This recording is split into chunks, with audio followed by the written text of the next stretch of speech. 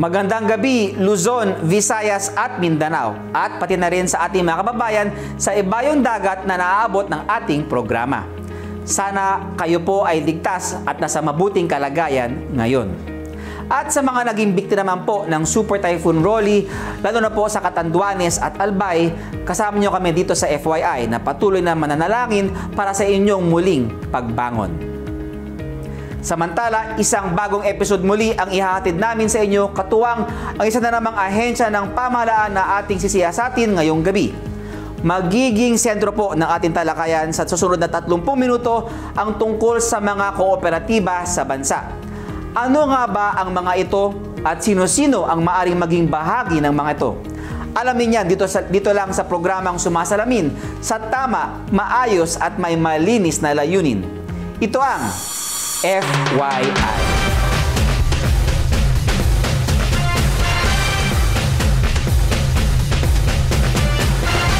Last week ay naging panauhin natin ang ahensyang boses at tagapagtaguyod ng kabataang Pilipino, ang National Youth Commission, kung saan nakapalitan natin ng impormasyon ang kanilang Regional Youth Development Division Chief na si Mr. Melanio Santella.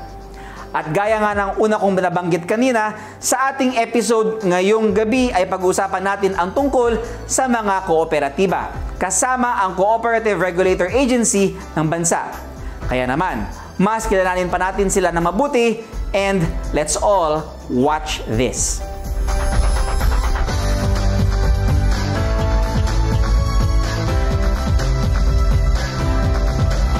Itaguyod ang mga kooperatiba bilang instrumento ng katarungan, social justice at economic development alinsunod sa Section 15, Article 12 ng Konstitusyon. Yan ang mandato ng Cooperative Development Authority o CDA. Misyon ng ahensya na siguruhin ang kaligtasan at kaayusan ng operasyon ng lahat ng kooperatiba sa bansa. Trabaho rin ng ahensya na magsilbing registrar ng lahat ng kooperatiba, maging ang kanilang mga federasyon at union. Sakop din ng CDA na i-oversee ang merger, consolidation, dissolution at liquidation ng mga ito. Nire-require rin ng tanggapan ang lahat ng mga kooperatiba na magpasa ng annual financial statements at may kapangyarihan din ito na magtanggal ng lisensya ng mga rehistradong kooperatiba. Ang Republic Act 6939 ang bumuo at ang pundasyon ng CDA para bumalangkas at bumuo ng mga plano at programa para sa cooperative development kung saan kabilang na dito ang national policy para sa mga kooperatiba at lahat ng socio-economic development plans ng pamahalaan. At para bigyan tayo ng kaalaman ala Cooperatives 101 at syempre karagdagang impormasyon na rin tungkol sa kanilang mga serbisyo at proyekto via Zoom po, please welcome the Chairperson of the Cooperative Development Authority, Undersecretary Orlando Ravanera. Good evening po at maraming salamat sa pagpapaunlak sa aming imbitasyon, Yusek. Yusek Ravanera, bago po natin alamin ang iba pang serbisyo at tungkulin ng inyong ahensya, para sa karagdag na kaalaman ng ating mga taga-subaybay ngayong gabi, ano po ba ang isang cooperative? Bago ko sagutin yan, Asek, no? Una sa lahat, isang taus-pusang pasasalamat na nabigyan kami ng pagkakataon ang CDA at ang mga kooperatiba na ibahagi ang mga importanteng mga impormasyon. No? So yung sa tanungan mo, kung pwede lang, gusto ko sana ilagay sa tamang konteksto kung ano ba talaga ang kooperatiba. Opo. Alam mo, noong after the EDSA Revolution, kung ating, if you can remember, nagkaroon ng isang constitutional convention. At doon talaga sa Chapter 15, Article 12 of the 1987 Constitution, nakalagay talaga ron na the state shall promote cooperativism as instrument of social justice, equity and economic development. Wow, that is really so amazing. Kasi during that time, nakita nila, for the first time in history, merong pagbabago through people power. And so, they want to institutionalize that. At ang kanilang nakitang pamaraan ay cooperativismo to correct social injustice nga at inequities.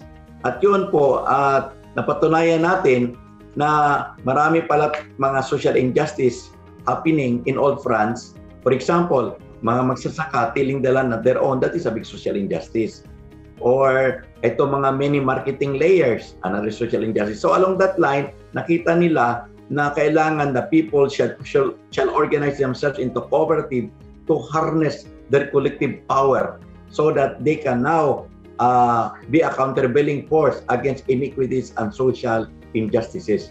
And so along that line, ASEC, atong maganda nangyari ngayon that we have actually different kinds of cooperatives, no? And I like to mention that later. Pero yun talaga ang diwa ng kooperatiba. Ang pagsama-sama ng mga those in the margins o nasa mga laylayan, and they go into the mainstream of development processes. Yan ang diwa ng kooperativismo. Isa po sa mga mandato po ng inyong ahensya, Yusek Rabanera, ay ang magrehistro po ng mga kooperatiba.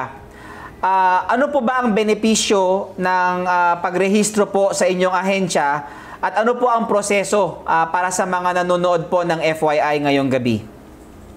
Actually, ASEC, no, madali lang. Actually, I'd like to tell everyone that in all over the country, we have about 16 regional offices. No? Yes, sir. Madali lang yan. If they want to organize themselves into cooperatives, kahit 15 lang sila, they will undergo what you call itong e-coopres or cooperative registration information system.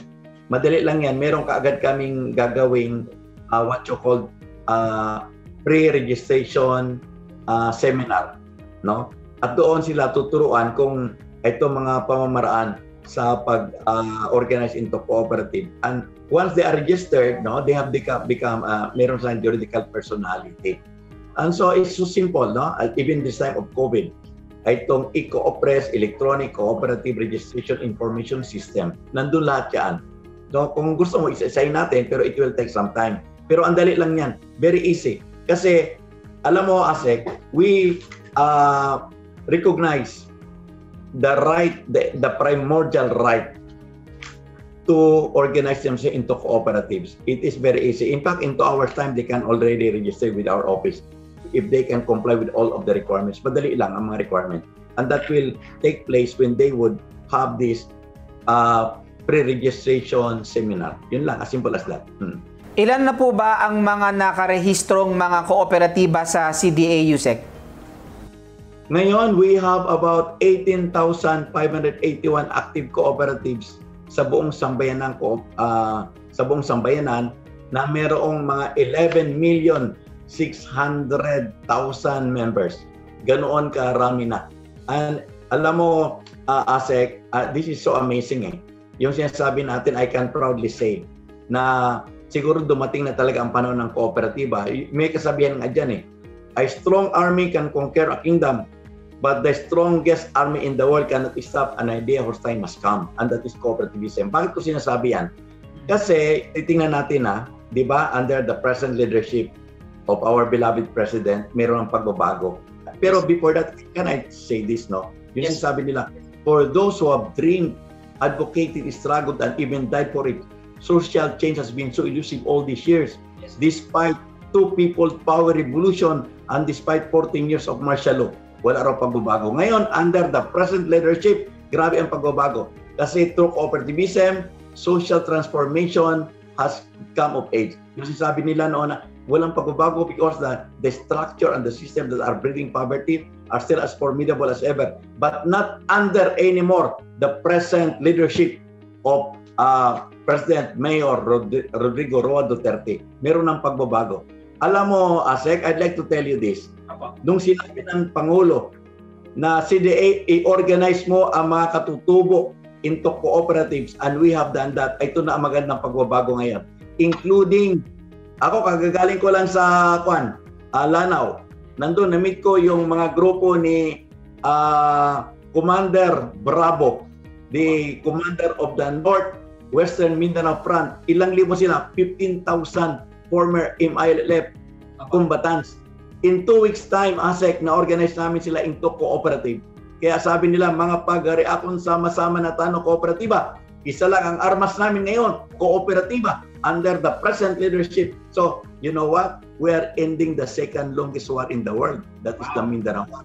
After that, that was the Northwestern Mindanao Front. Punta ka sa Northeastern Mindanao Front under the command of Commander Abdul Amoran, 1,500 MILF na kooperatiba. Ang kanila igpanayadog ta abaga sa bayog ay ang ganda ng kooperatiba. These are the half Muslim, half igauno na kooperatiba.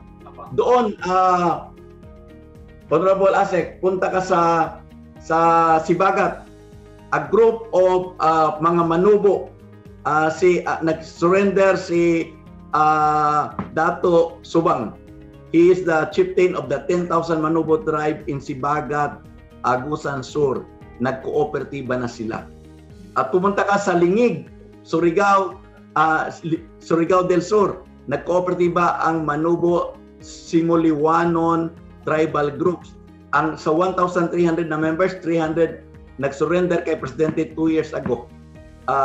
For mga surrenderies from the NPA. Nagkooperatiba na. So you can see that. Dumating na pala kasi sa pagbabago, when they collectively harness their potential, they fight poverty. They fight social injustice. Yun naman talaga ang root cause. At alam mo, Asek, ito pang masabi ko, during that war, yung niapos ni Presidente, si Lieutenant Jerome Macoba, 2 years ago, yung nabulag doon sa Bilona, nagkooperatiba na rin. Mga wounded soldiers with some 120 combatants of the military. Sinama ko siya, inikot ko sa Mindanao, nandun kami sa Marawi. Doon niya na-meet ang mga former combatants. Kaya ang sabi niya, Chairman, pwede ako magsalita. Sige na, Lieutenant. Sabi niya, noon pong may mata ako, hindi pa ako nakita. Ngayong meron na nabulag ako, nakita ko ang katotohanan na ang panglaban pala sa rebellion ay hindi bala o baril, kundi kooperatiba. Kaya mga pagari ako, nagsodong makita, soldiers, blind, totally blind si Kwan. At saka yung mga Kwan, nagyapusan si ko, wow, very good. So amazing talaga, Asek, I'll tell you that. Saludo po kami sa inyo po, Yusek Ravanera, at maganda po na nagbibigay po tayo ng kooperatiba sa ating mga IPs, saka mga MILF.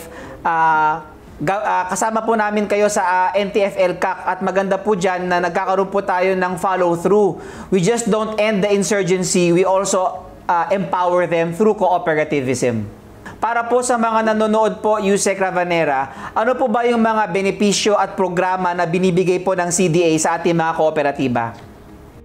Ay, ang dami, Honorable Asek. Una sa lahat, ang masasabi ko, dahil sa kooperatiba, number one, don't you know before, the number one problem in our country is maraming unemployed. Apa. Sabi nga nila, about 6,000 are going abroad before the pandemic period. About 6,000 are leaving their families to look for jobs abroad. Alam mo anong nangyari? Because of that cooperative, the 18,581 have generated direct employment at that. Yes. About 530,000 direct employment. Indirect employment, Asek, more than 2.5 million. Paano nangyari yan? Isang nanay, marunong magluto. Gusto siya makarinderya. Makakarinderya ba siya pag nahiram siya? Kung wala siyang hiraman? She cannot borrow from the formal banking system. Yes. Because kailangan niya ng post-dated check, kailangan niya ng collateral. Yes. Pero hiram siya sa kanyang cooperative at that very day, makakarinderya siya. Tapos meron pa siyang mga waiter, makahire pa siya. Isang binata, gusto na mag-asawa, hindi makapag-asawa, walang trabaho, marunong mag-drive. Hiram siya sa kanyang kooperatiba, naka-taxi siya, naka-motorcycle siya, motorela ba yan, or jeep. Ganon, ikwentahin mo yan lahat. That is more than 2.5 million. So ganyan ang maganda nangyari ngayon at ang marami natutulong ang CDA. Kasi una, you cannot function without juridical personality. Yes. So isa talagang function ng CDA ASEC is to what? Register them. Yes. Give them juridical personality. Yes. Once they are registered, they can now put up their mga businesses. They can now come up with mga projects, mga trainings and everything.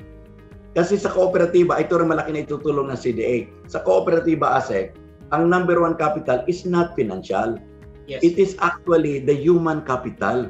You develop the human potentials and then everything will follow. So we capacitate them. Yan ang una talaga. Capacity building. Develop the human capital. And when they are capacitated, then they can go into projects. They can now upskill the heights of development. So yun ang kwan talaga. Improve stroke. Pero if we can discuss, if you want yung mga detalye, Pero yun lang muna, to shorten, no? Yun siguro, Yusek Ravanera, ang pinagkaiba ng isang kooperatiba at saka isang korporasyon.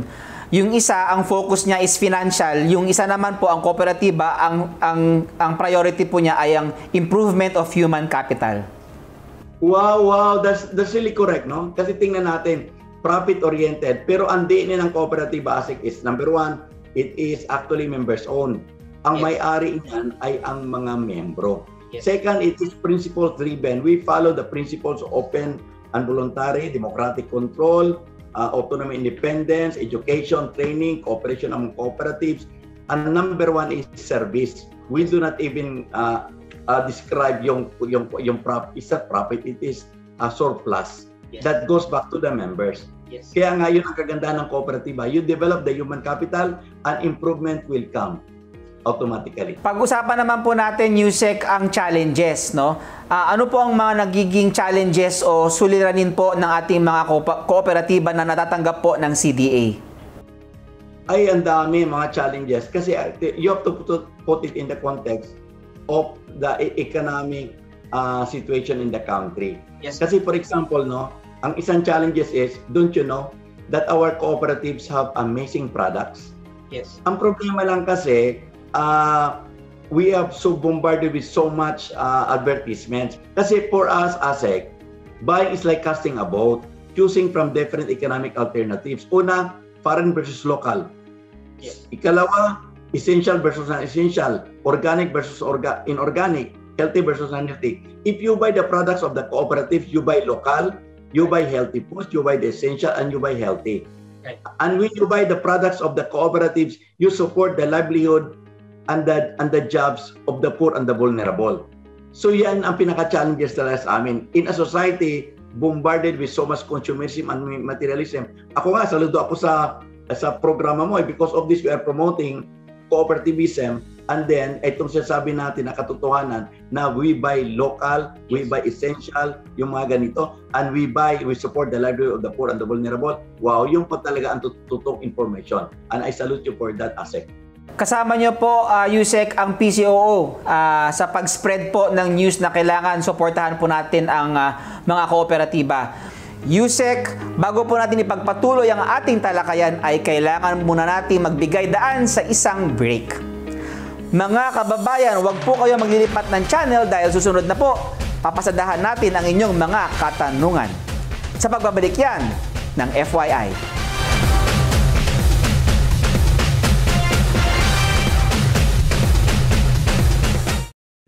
What is freedom of information?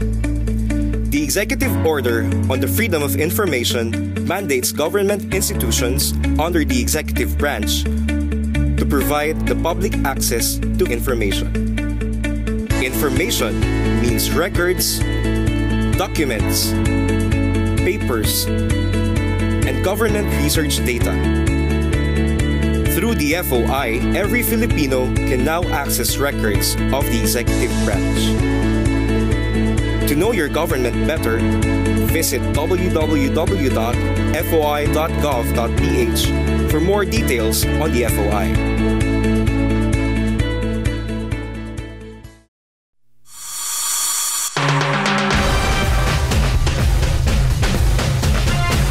And we're back here on FYI.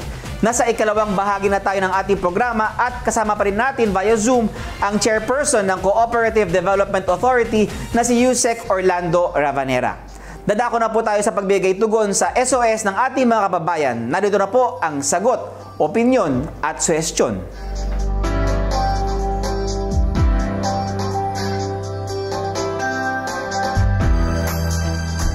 Marami po sa aming mga taga-probinsya ang nagsisave at naglo-loan sa cooperative.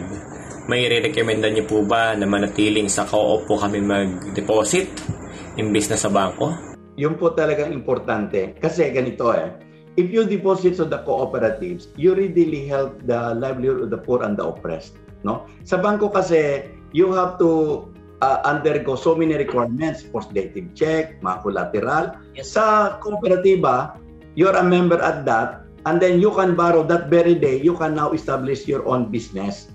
Tindahan ba yan? Or magagawa ka ba ng karinderya dyan? or bibili ka ba ng jeep, doon na kaagad. So it reverberated to the needs of the poor and the oppressed. Yun ang maganda. And so along that line, this is what I can tell you. The cooperatives are putting those in the margins into the mainstream of development processes. Ano po ang mga bagay na kailangan kong alamin upang masiguro na legal ang kooperatiba na aking aaniban? Ang dali lang yan. Alam mo, the cooperative, ang isang prinsipyo natin ay accountability and transparency. And along that line, I'd like to tell you this. Our cooperative development specialists are there monitoring the cooperatives nationwide kasi we are in the 16 regions. And then meron niyang mga inspection, meron niyang silang mga submission of reports, whether from financial to annual reports to whatever. And so along that line, pag nakita natin ganyan, and CDA can attest to that, there's no problem. Kasi yung nga sinabi ko transparency is a priority principles of cooperativism. Walang tinatago yan. Maraming salamat po sa mga nagbigay ng kanilang mga SOS ngayong gabi. Mahalaga po sa amin na kasama namin kayo dito sa FYI sa paghatid ng karagdagang kaalaman para sa ating mga kapwa kababayan. Kaya kung nais nyo po maging bahagi ng sagot, opinyon o suwestyon, bukas po ang aming programa para sa inyo. Bisitahin lang po ang ating Facebook page na FYI PH Official at mag-iwan ng mensahe. At this point po, Yusek, ipagpatuloy na natin ang ating naudlot na talakayan kanina.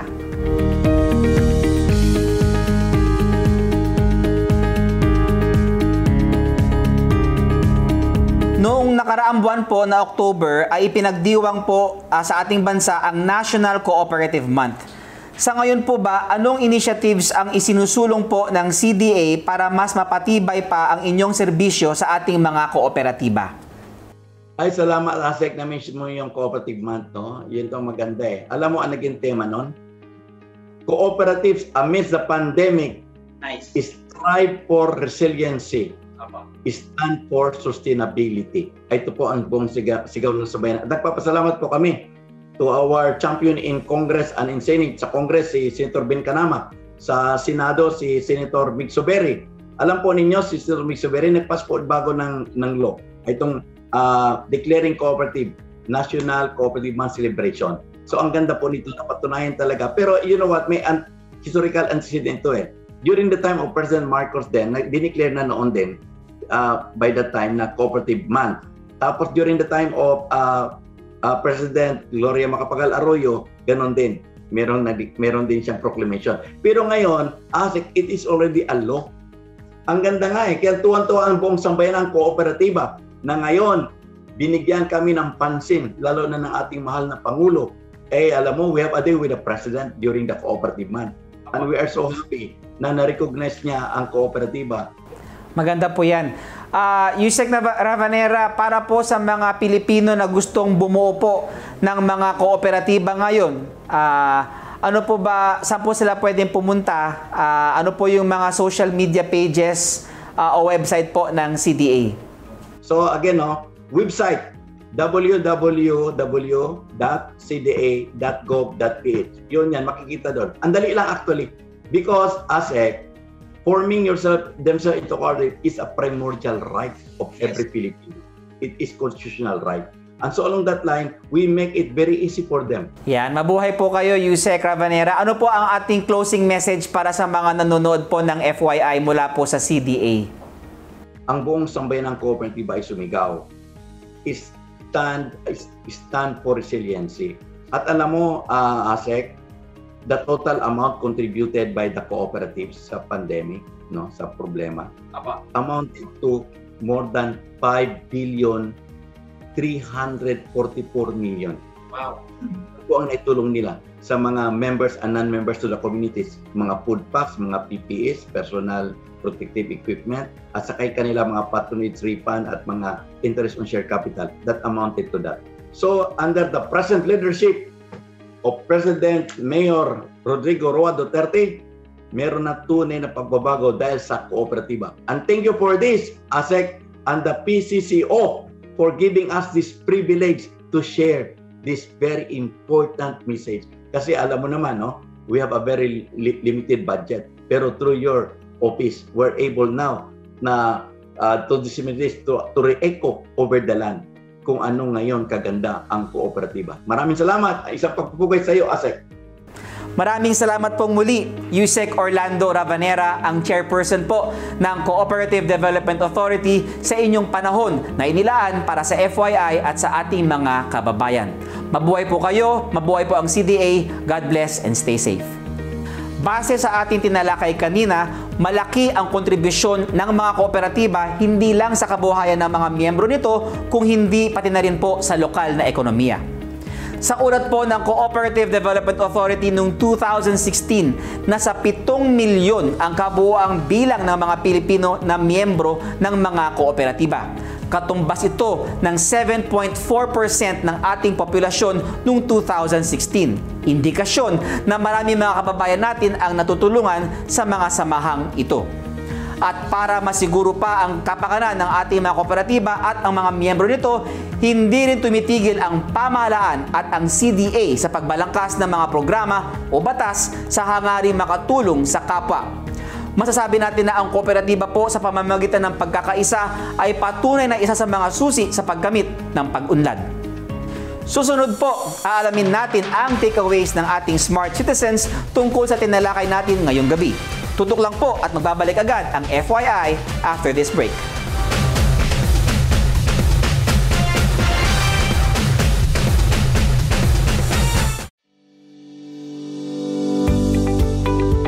The purpose of the Freedom of Information Project Management Office in conducting campus caravans is to encourage our students to be able to utilize the FOI portal as a research tool. You have to go to www.foi.gov.ph, then create an account. You have to fill in the details. You attach your ID, then you verify your email address. Then afterwards, you can choose your agency, then you ask your question. Simple as that. Pakalaking tulong sa amin na malaman yung mga ganitong bagay kasi especially that I'm also a journalist, mahalaga na makagather ka talaga yung mga totoong information.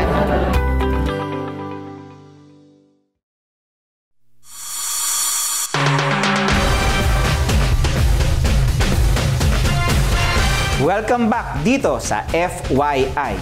Bibigyan natin pagkakataon ang reactions at nais i-share ng ating mga kababayan. Ano ba ang masasabi nila sa ating paksa ngayon? Let's scroll our feed, dito lang yan, sa Share Ko Lang.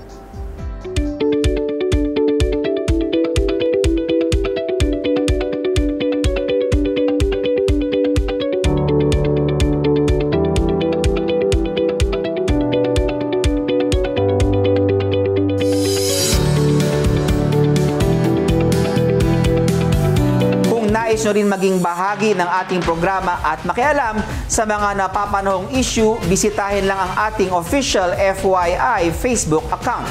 Bukod dyan, makikita nyo rin ang iba't ibang mahalagang announcements at paalala mula sa ating pamahalaan.